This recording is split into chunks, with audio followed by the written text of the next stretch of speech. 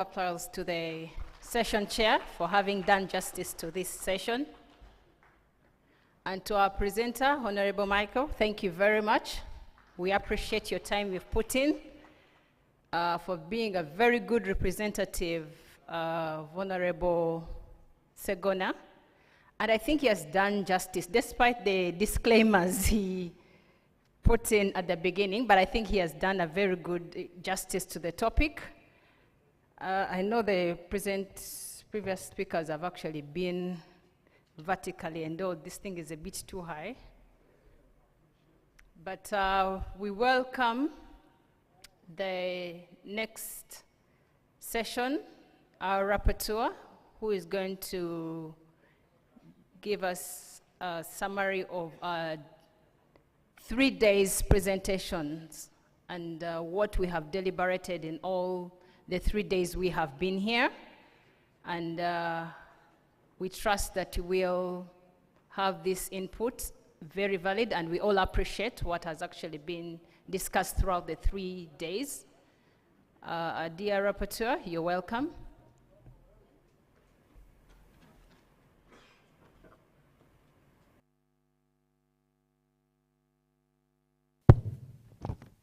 A round of applause, ladies and gentlemen, for the rapporteurs.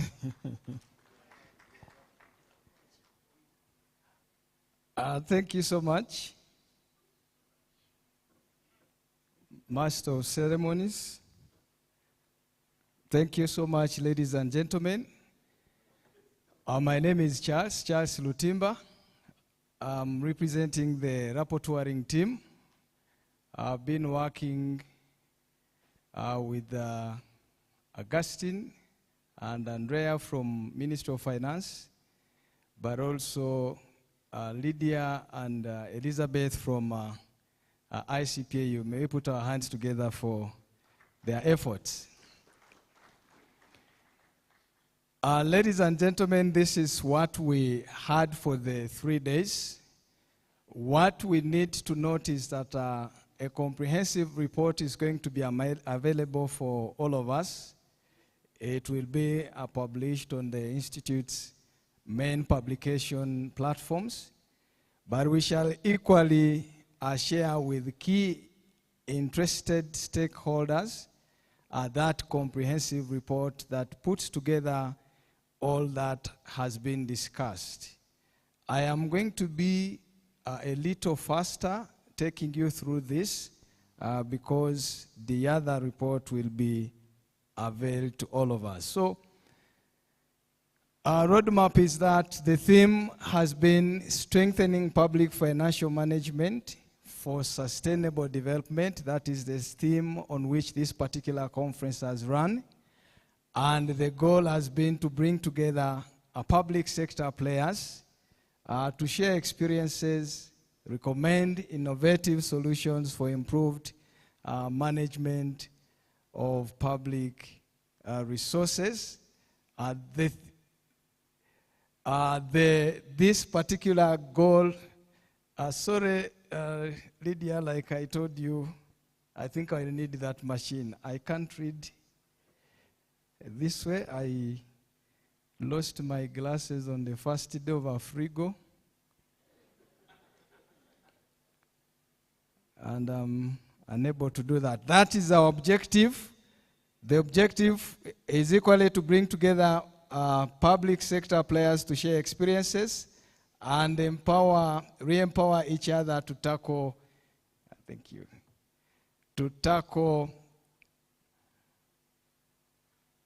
any challenges affecting optimal utilization of public resources through innovative approaches to the reforms. Ladies and gentlemen, this slide particularly details our participation. We had a booking of about 912 participants. Out of these, that has been the attendance throughout the 3 days, with day one having 64% of turn-up, day two 70%, and then day three 72% turn-up of attendance. We say that slight or minor incremental movement in as far as the attendance is throughout the days. We've had 15 presentations, and these 15 presentations include presentations of right from the CEO, and then the sponsorship messages we've got. We had 17 presenters, though we had expected 8. One presenter that was supposed to take part within the last session did not turn up. Time allocation for the sessions has been on average an hour, but remember we had presentations of 1.5 hours, presentations of 2 hours, but on average we have been ranking at that level. Logistical support on average has been fairly well, and not until we had surges with the public address, we are saying logistically we were moving on well. As far as composition of the audience is concerned, that is what was expected and that is what has turned up. We've had representations from accounting officers, accounting and finance professionals, economists, lawyers. We've had parliamentarians and distinguished participants from all walks of life. General observation, ladies and gentlemen, we've had very, very informative presentations. From the interactions we've had within the breaks with you people, you have really shared the fact that at least you're not left as you came on the first day, and that gave us a general comment on informative presentations. The MCs have guided us well. The session chairs were excellent, and excellency here is attributed to the fact that they took it onto themselves to really balance up the discussion, engage people physically here, engage those online, but also they did not forget affirmative action. You saw at different moments they would engage and encourage ladies to get on board, but also equally apportioning the questioning and engagement of the audience. The audience, we have been attentive. We've noticed incidentally that even during the afternoon sessions, we did not have a lot of lapses as far as individual participations are concerned. But where we need to up going forward is the aspect of time management. Time management, especially with the very morning sessions and those sessions that are mid breaks. Remember, the very first day, all of the generals within the profession were here, but the hall was nearly empty. So those were the general observations that we made as rapporteurs. So quickly, we had commencement of the session was done with by the CEO. CEO gave us opening remarks, but key in his presentation was the fact that the PFM plays a critical role in development of countries, and he alluded to the fact that accountants play a very, very significant role in PFM and PFM reforms. We went on to the presenters, rather to the president's address, and in the president's address, he noted the fact that PFM forms the backbone of national development. He particularly commended government on the efforts that are ensuring in as far as PFM space is concerned. He cited a number of those aspects we have put therein, but also he cited key developments as far as the profession is concerned, and one of them is implementation of Section 34, subsection 3 of the Accountants Act, in ensuring that public service is public service particularly the accounting function, is filled up with the persons that are qualified. He also commended government on sponsorship that the government extends to the accounting staff, but also the contributions the government makes in as far as ensuring that you members keep your membership in good standing, keep your affiliation in good standing.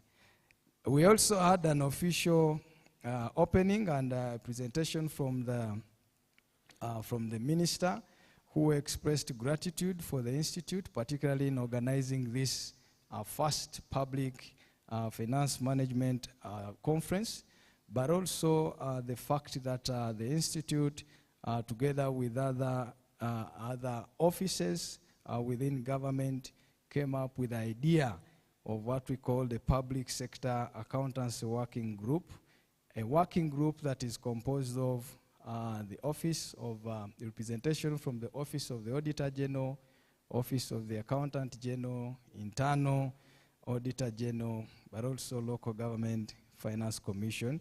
And we're saying this working group is hoped to do tremendous work as far as public financial management reforms are concerned. On the keynote, what is key to note was the fact that a number of governments world over are facing unprecedented fiscal and monetary pressures.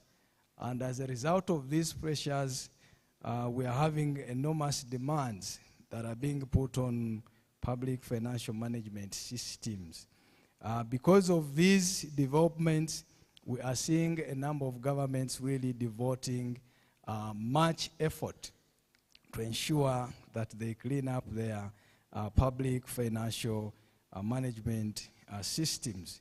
The keynote took us through what we term as the PFM reform drivers.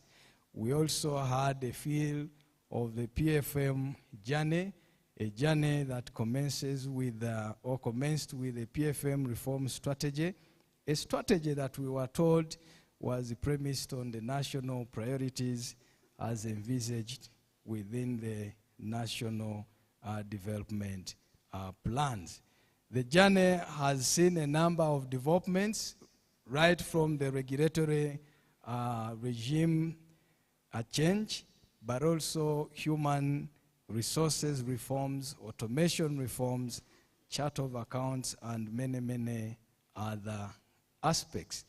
We were, however, also told about the challenges that need to be noted in as far as the poor attitude towards change, the mischarge of expenditures, challenges with full utilization of resources, and many, many others as hindrances to the effective implementation of the PFM reforms.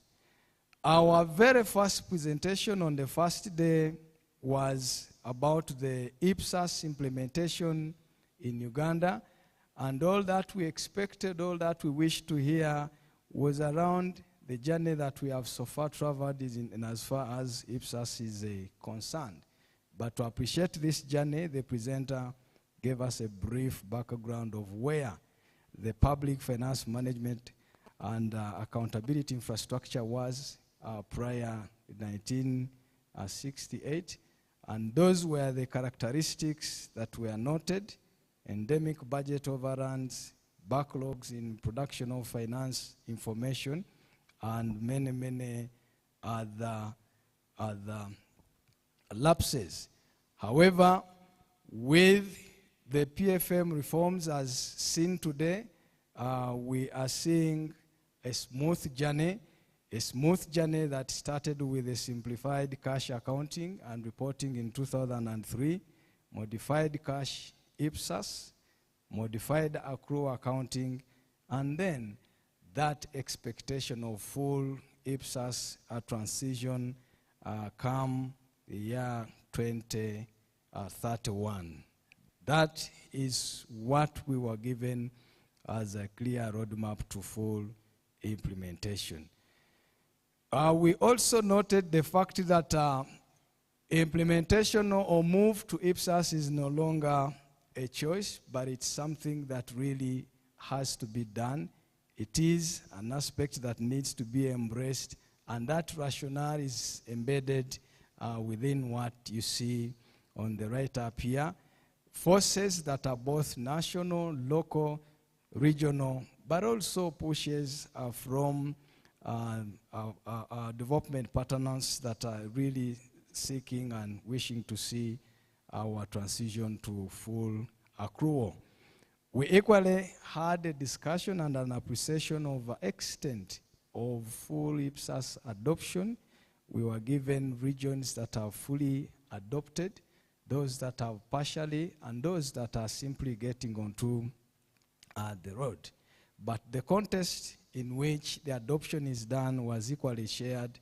Remember, we were told that a number of jurisdictions are picking on IPSAS, but with local or jurisdictional modifications to give IPSAS full relevancy to their local setup. On adoption, the key question was whether we go big bang or we go phased implementation. Big bang in the sense that should we adopt all the IPSAS standards as enshrined, and should the application be for all the entire public sector, or should we go the phased implementation approach? And we were told that a phased implementation approach was preferred. In this phased implementation approach, there are particular standards that have been lined up in a phased manner to be adopted. We were told that the transition is expected to really progress in a phased manner till the planned or desired full transition period. Lessons learned. There was a discussion around the lessons learned.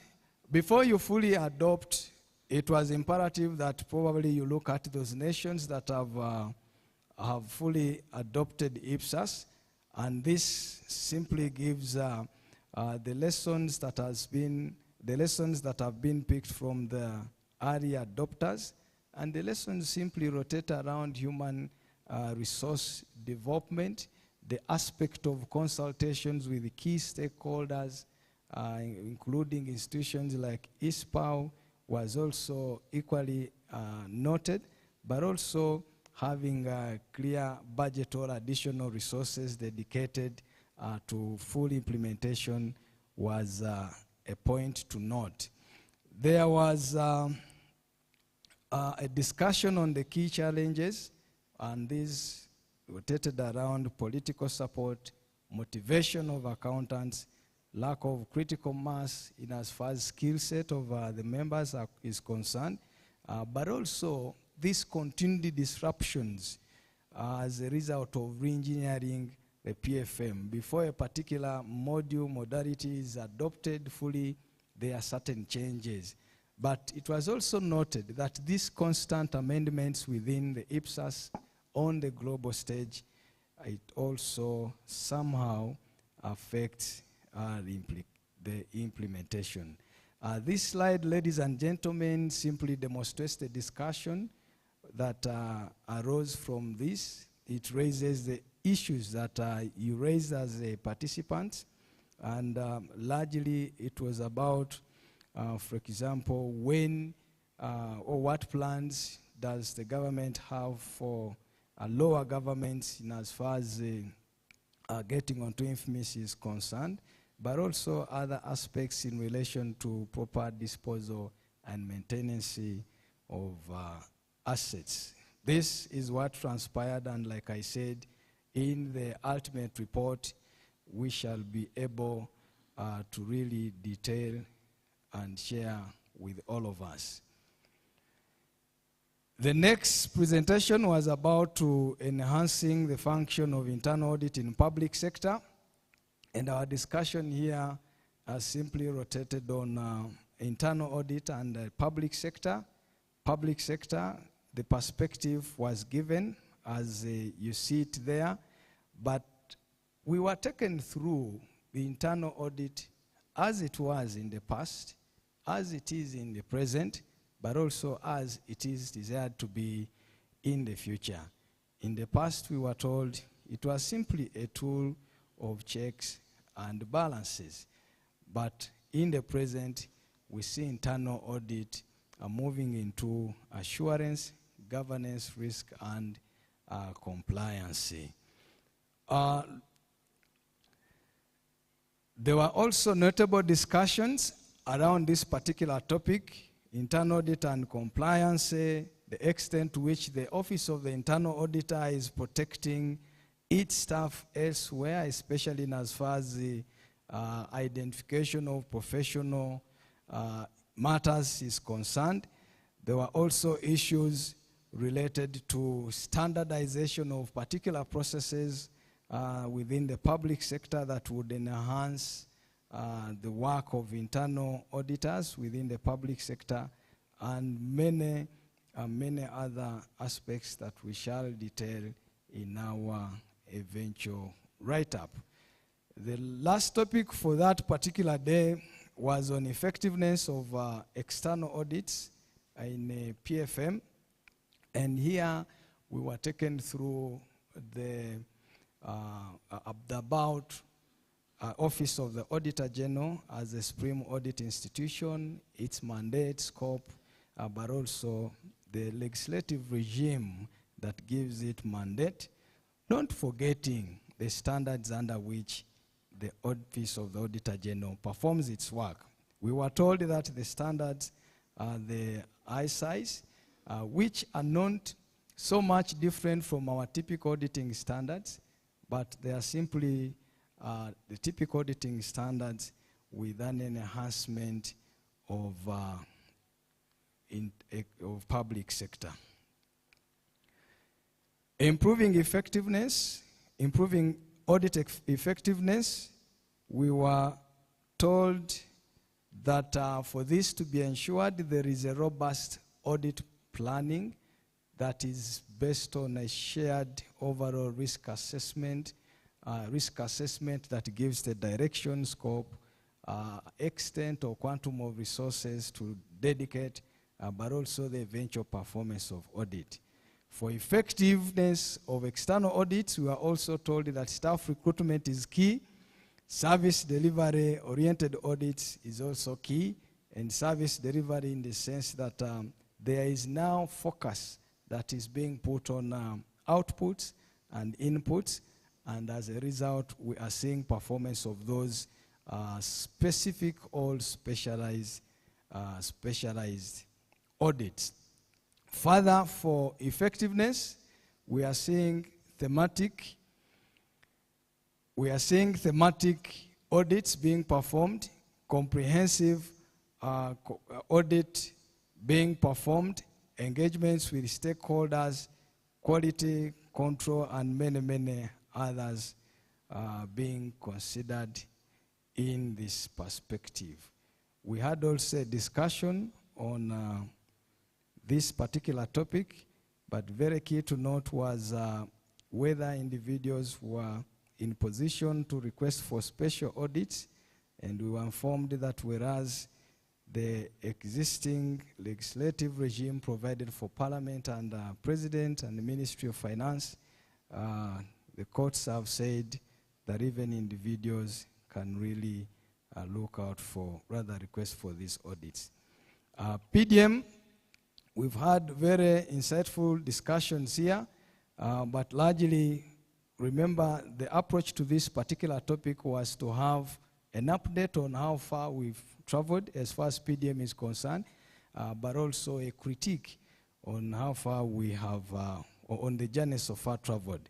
And the critique was in particular why PDM would not succeed was because the design and intervention logic of PDM is problematic. The delivery model of PDM as a government program recording was also stopped. noted as an issue, and then the accountability model was also highlighted as a matter, not forgetting automatically the context within which PDM is being delivered. I will move on to day number 2, where we had a discussion on relationships between local government and central government in resource mobilization. Here we still had 2 presenters, and our intention was really to have, to harmonize on how the 2 would work together. Mobilization of resources for service delivery was noted as a key mandate for both local government and then the central government. But also we went into discussions on how grants, how the central government enhances services or works of the local government. Key to note here was the fact that the funding from the center to the local government has been noted to be reducing over the past 10 years. On the ICT problem, ICT in infrastructure, we were taken through what NITA Uganda has so far done in as far as infrastructure, the ICT infrastructure of the public sector is concerned, automation, enabling of environment is concerned, and many other aspects. Important to note, key challenges were shared with us, and the challenges largely related to technological hiccups.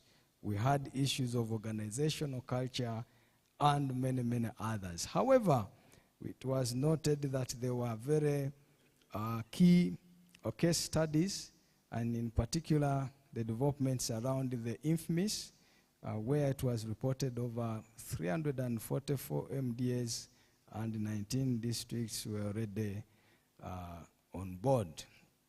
On succession and retirement, we were taken through how we should really plan for our retirement, and in particular, retirement should be looked at as a fact and principle, and when we go to matters of succession, we were simply guided on how to carry out estate planning as public sector key players. The other aspect was on public procurement and disposal of public assets.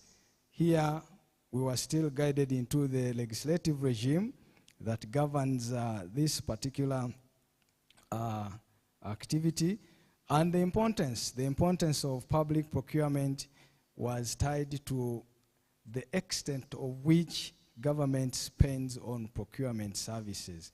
Overall, approximately 22 trillion was noted to be the amount of spend the government incurs in as far as public procurement is concerned, and therefore the need and justification for us to have a discussion on this particular topic.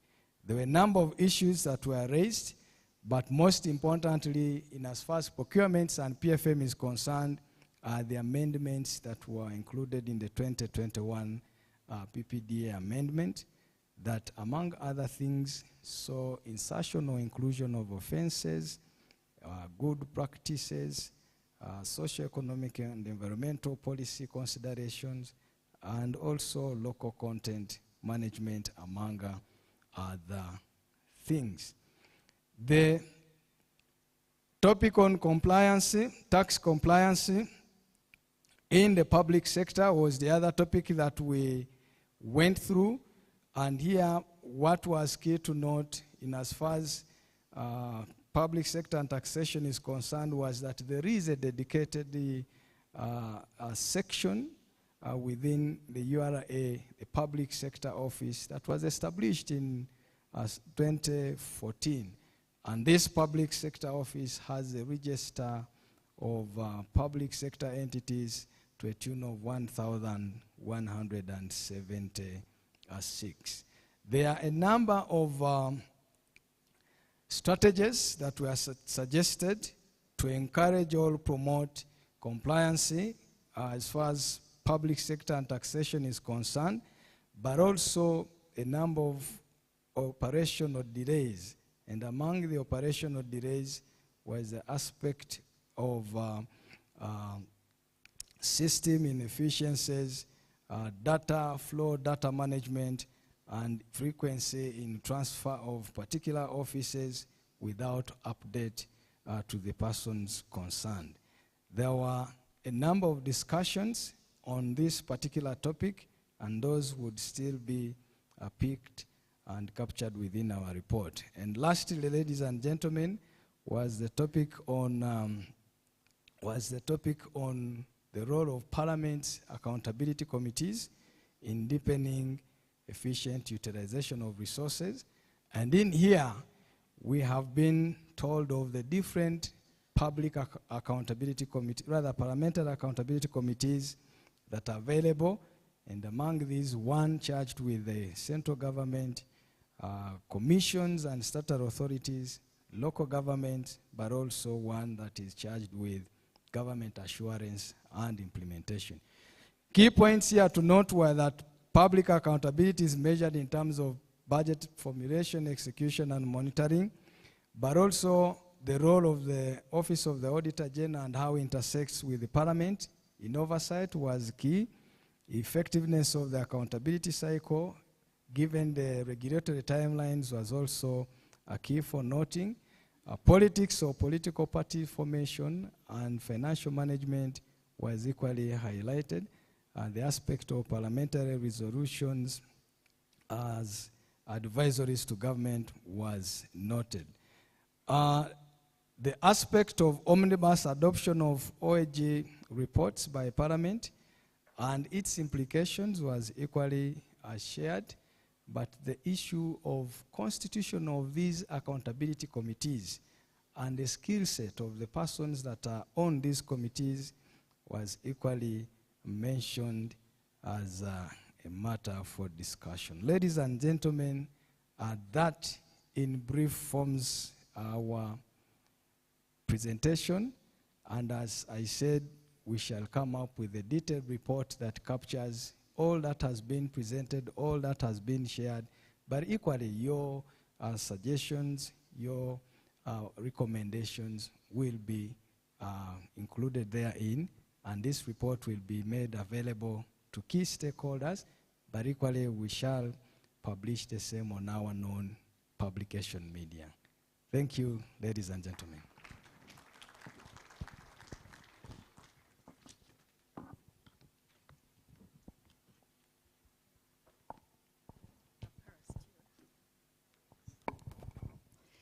Thank you very much. Another round of applause to our rapporteur. I think he's done very well. We've always had the current PSST as our rapporteur. We now have our own in-house that we are grooming, and he's done very well.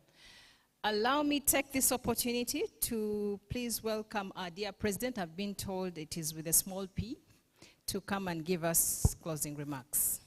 CPA Constant Maendo Theno.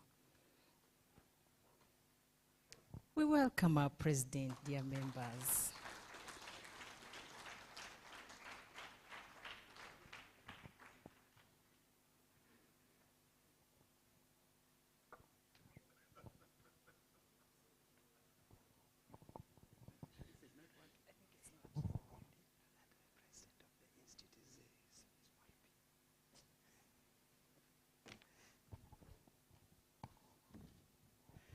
Thank you so much, Director of Ceremonies, for today.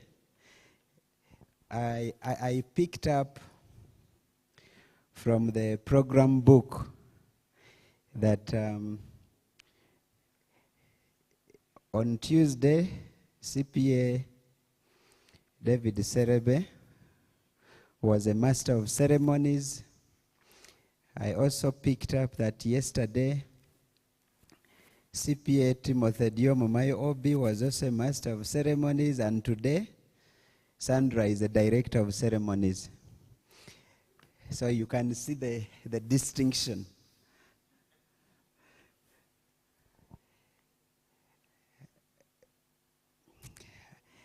May I please call the council members who are here to join me so that we can do this work together. It has been a very tedious 2 years, and it is very important that your members know you and appreciate you for the work. I'm sure we will be joined by the others. I think they are nearby.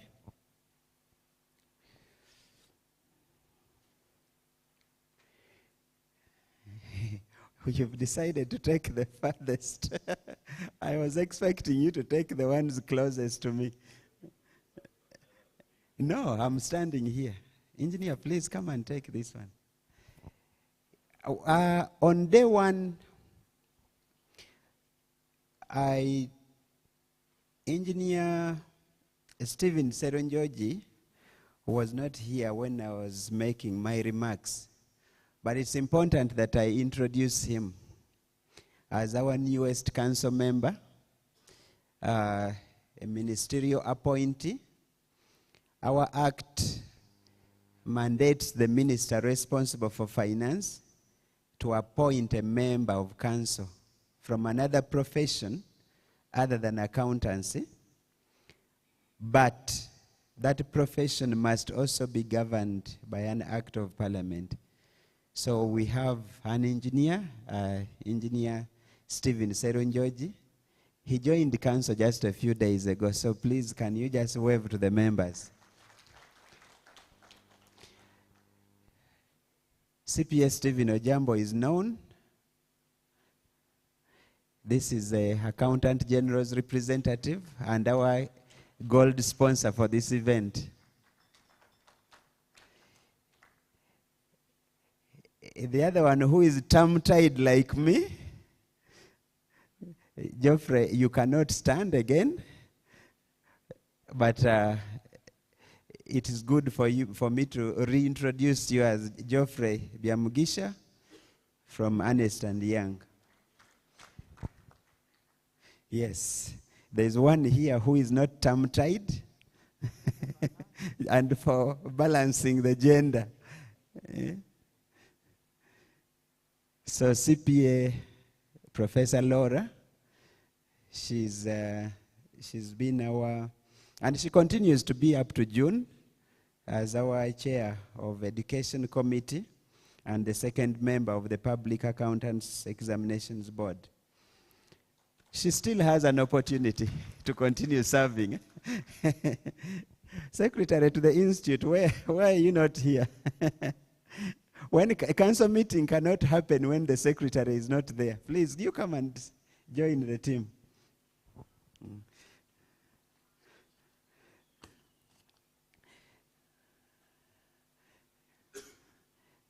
So as you see, here we are 5 council members. We can actually make a council resolution here now because the secretary is around and we are 5 council members.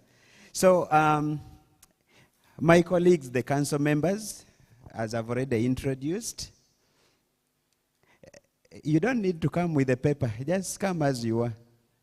Just come as you are. The resolutions are few. You can even get them in your head. Fellow CPAs, the PFM practitioners, ladies and gentlemen, good evening. We've come to the tail end of our very first PFM annual conference. As the old Chinese adage goes, even the longest snake has a tail. But even without going far, in my own language, which is Japadola, there is a similar saying that Kamelua kerie amiki thuoye.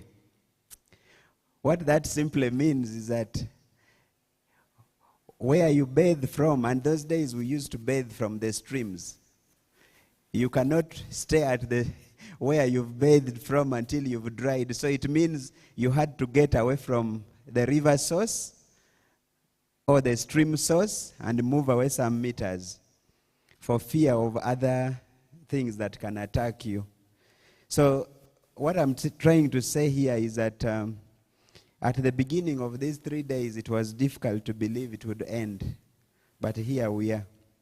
And I believe we all agree that this conference was very much needed, especially given the audience that we have. It certainly has given us rich experience of learning and relearning. And even our theme couldn't have been better than what we have here. Strengthening the public finance management for sustainable development. I would like to reiterate my appreciation to the speakers, the panelists, the session chairs, the directors and masters of ceremonies, for your valuable contribution to this first Public Finance Management Conference. Our keynote speaker, the Deputy Secretary to the Treasury, Mr. Patrick Ochailap, said, PFM is the channel through which government manages public resources, including collecting revenue, controlling expenditure, accounting for both revenue and expenditure, and reporting to the various accountability institutions on the performance of revenue and expenditure. It therefore goes without saying that PFM really impacts on the economy as a whole, including the society. Global governments are facing unprecedented fiscal and monetary pressures, and this puts enormous demands on systems and heightening the need for better management of public funds. And I think this is where PFM becomes crucial to the development of economies like ours. We therefore have to prioritize effective allocation of resources, prioritize better management of infrastructure investments for accountability and decision making. We've also learned through the rapporteur's report that a strong PFM system should ensure that public resources are allocated to agreed upon strategic priorities to ensure that allocation efficiency.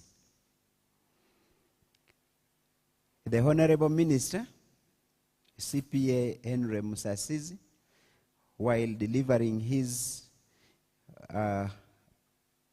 opening speech here, implored us as ICPAU to make this an annual event. And while I have mentioned to you that this is my last public engagement, I can assure you that this plea has been heard loud and clear. And as I told you, you thought I was joking that the 5 of us here form quorum and the secretary is around, that resolution can be made. But seriously speaking, I think we are going to meet here again in April next year for the second PFM conference.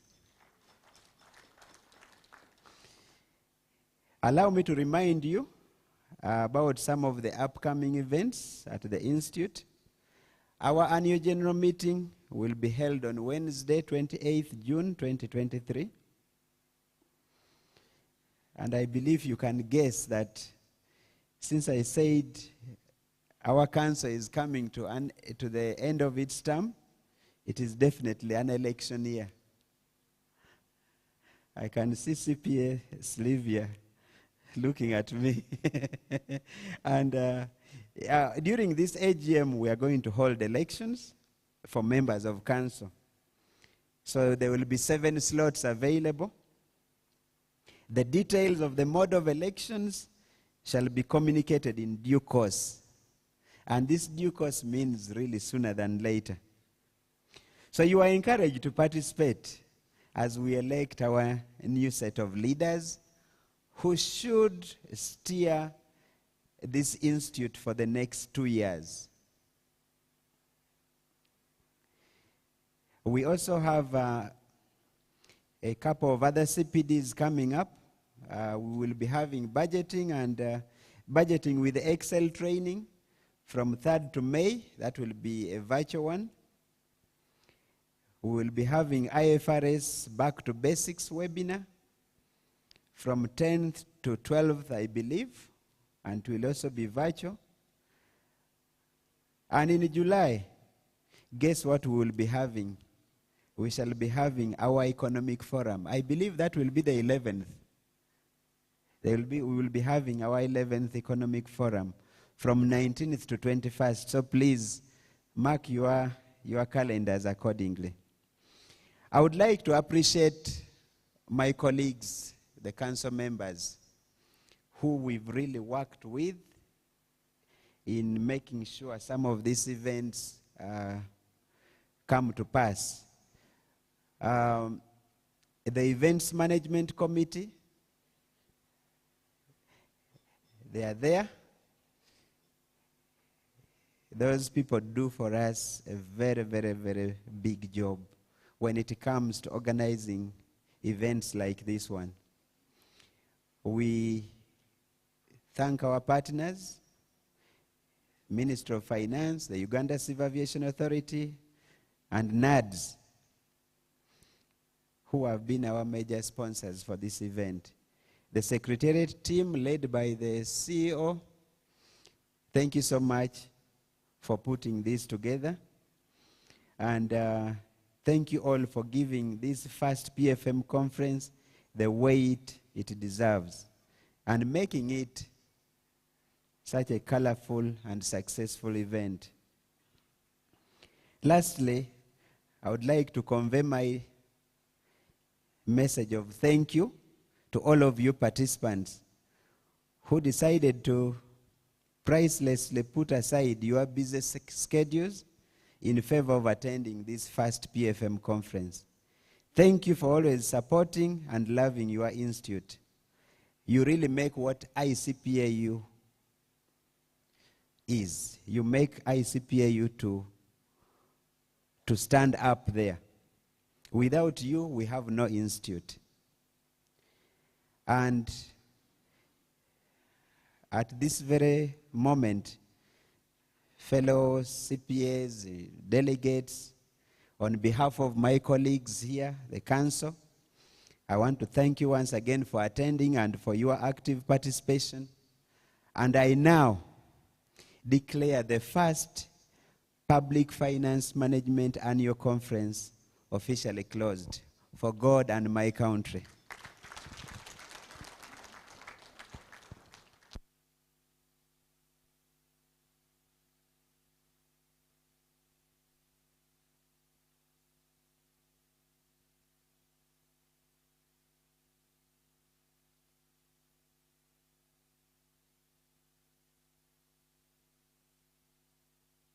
Culture, I'm not supposed to speak after the big man has actually spoken, but thank you very much, dear President and all the council members, for the work well done and for being with us throughout the very end. Another round of applause to the council members.